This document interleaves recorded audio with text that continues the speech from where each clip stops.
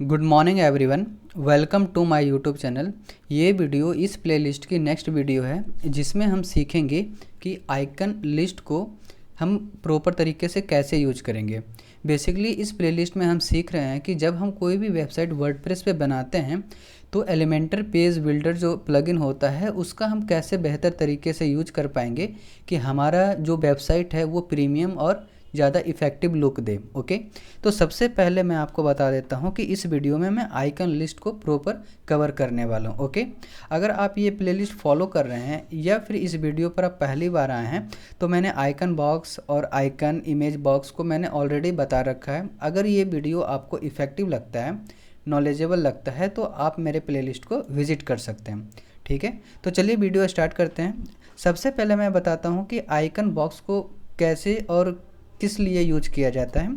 अगर आप मेरी वेबसाइट पे विजिट करते हैं ecomboostsolution.in तो सबसे नीचे आप आइए फुटर एरिया में। ओके, जैसे फुटर एरिया में आएंगे तो ये कॉन्टैक्ट का जो पेज बना हुआ है, जो सेक्शन बना हुआ है कॉन्टैक्ट पेज का, यही है आइकन लिस्ट। ठीक है, एक आइकन होता है, एक छोटा सा टाइटल होता है और हम इसे फुटर एरिया में काफ़ी इफ़ेक्टिव तरीके से यूज़ करते हैं। कहीं कहीं और भी यूज करते हैं पर मैंने अभी फुटर एरिया में यूज कर रखा है, इसीलिए मैंने यहाँ का एग्जांपल आपको दिया है। ठीक है, ये कॉन्टैक्ट वाला सेक्शन जो है ये हमारा इस आइकन लिस्ट का मैंने यूज किया है। कैसे, अब हम प्रैक्टिकल देखते हैं।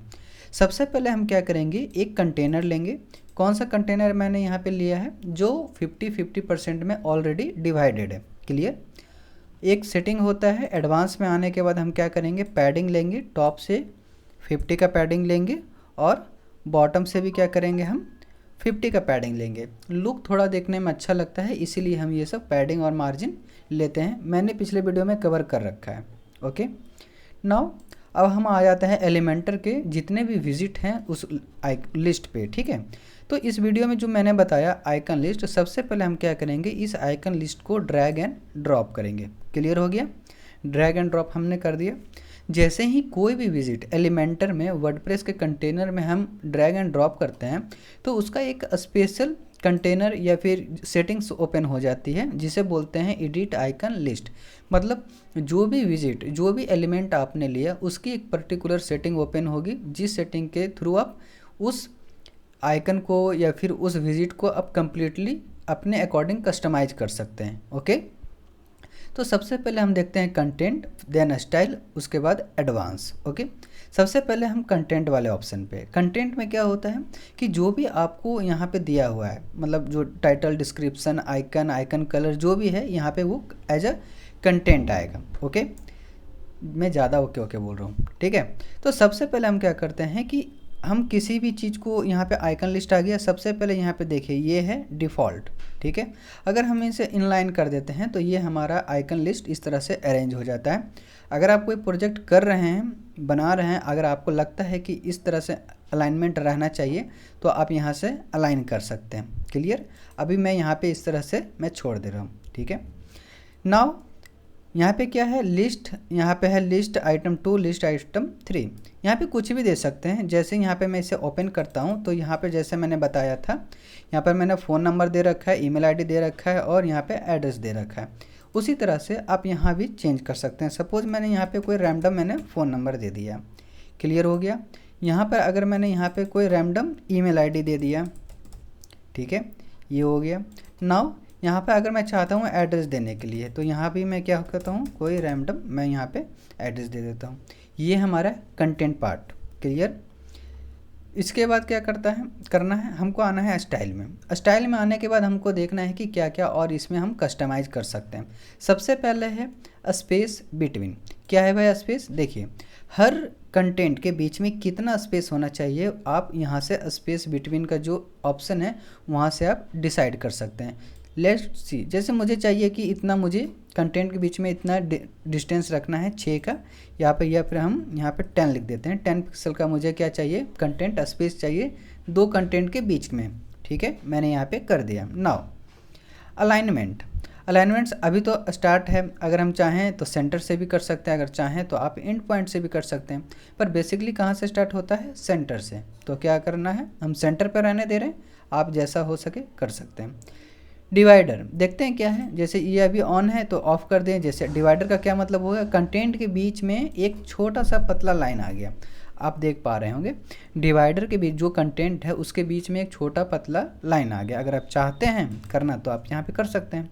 उसके बाद डिवाइडर के बाद यहाँ पे कुछ सेटिंग भी ओपन हो जाती है, जिसमें आपको क्या करना पड़ेगा यहाँ पे जैसे स्टाइल में क्या है, सॉलिड है तो यहाँ पे सॉलिड रहने दीजिए। उसके बाद डबल है तो यहाँ पे डबल कर दीजिए, है ना।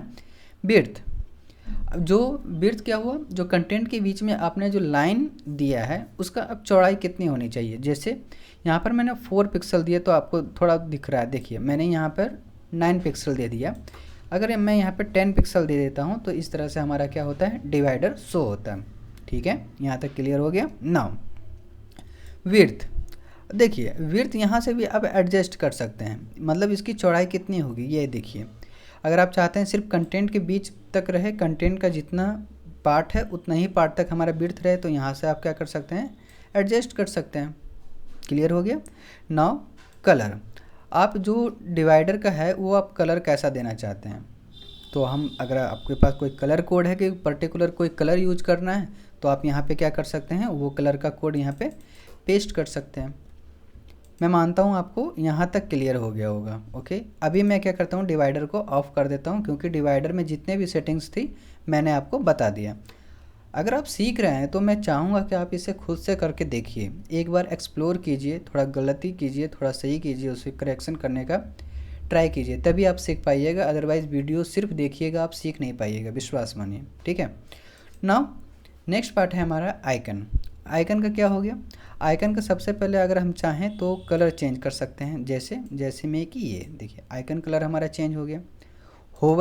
होवर मैंने पिछले वीडियो में काफ़ी अच्छे से बताया है, तो आप देख सकते हैं, मैं यहाँ भी एक्सप्लेन कर देता हूँ, पर आप चाहें तो पिछले वीडियो में भी आप देख सकते हैं। जैसे होवर का मतलब जैसे कि कर्सर अगर हम किसी भी वेबसाइट के पार्ट पे लेके जाते हैं, वो बटन हो गया चाहे सर्विस कार्ड हो गया, तो क्या होता है उसका थोड़ा सा इफेक्ट चेंज होता है, उसे बोलते हैं होवर इफेक्ट, है ना।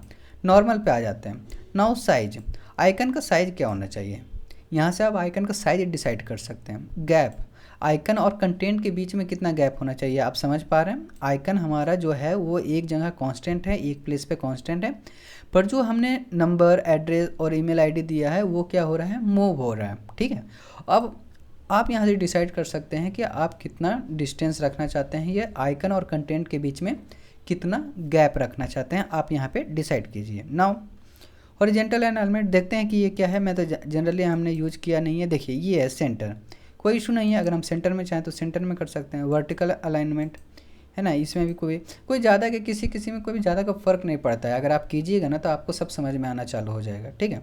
नाउ टेक्स्ट का क्या है, सिंपल सी बात है। टाइपोग्राफी, मैंने पॉपिंस रखा है, मैंने ऑलरेडी एलिमेंटर के ग्लोबल सेटिंग में जाके मैंने पॉपिंस को सेट कर दिया है कि अगर मैं कोई भी टेक्स्ट लूँ या फिर कोई भी हेडिंग लूँ या फिर कोई भी डिस्क्रिप्शन लेता हूँ तो वहाँ पे पॉपिंस का ही टेक्स्ट आएगा। ठीक है। नाउ विड्थ, आप कितना बोल्ड रखना चाहते हैं, अगर बोल्ड रखना चाहते हैं यहाँ से आप क्या कर सकते हैं, बोल्ड या थीन या फिर एक्स्ट्रा थीन या एक्स्ट्रा बोल्ड यहाँ से क्या कर सकते हैं, आप सेलेक्ट कर सकते हैं। जैसे मैं नॉर्मल रखना चाहता हूँ तो ये मेरा नॉर्मल हो गया। उसी तरह से यहाँ से अब ये है ना, लाइट है, हाइट है, यहाँ से देखिए आप क्या कर सकते हैं। नाउ लास्ट में आ जाता है कलर, अगर आप चाहें तो यहाँ से टेक्स्ट का कलर भी यहाँ पे चेंज कर सकते हैं, जैसा कि मैंने यहाँ पे चेंज कर दिया। ये हमारा था, है ना, आइकन लिस्ट। इस तरह से हम क्या करते हैं, इसे एडिट करते हैं प्रॉपर। अगर आप ये वीडियो देखते हैं, अगर आपको अच्छा लगता है तो मैं कहना चाहूँगा कि आप इस प्लेलिस्ट को फॉलो कीजिए। मैंने हर एक एलिमेंट को डिटेल में बता रखा है। अगर नहीं आता है तो आज मेरा व्हाट्सएप नंबर है डिस्क्रिप्शन में, आप मुझे व्हाट्सएप कर सकते हैं, जहाँ तक होगा मैं आपको हेल्प करूँगा। Thank you for watching my YouTube video. अगर आपको वीडियो अच्छा लगता है तो आगे नेक्स्ट वीडियो के लिए आप मुझे सब्सक्राइब कर सकते हैं।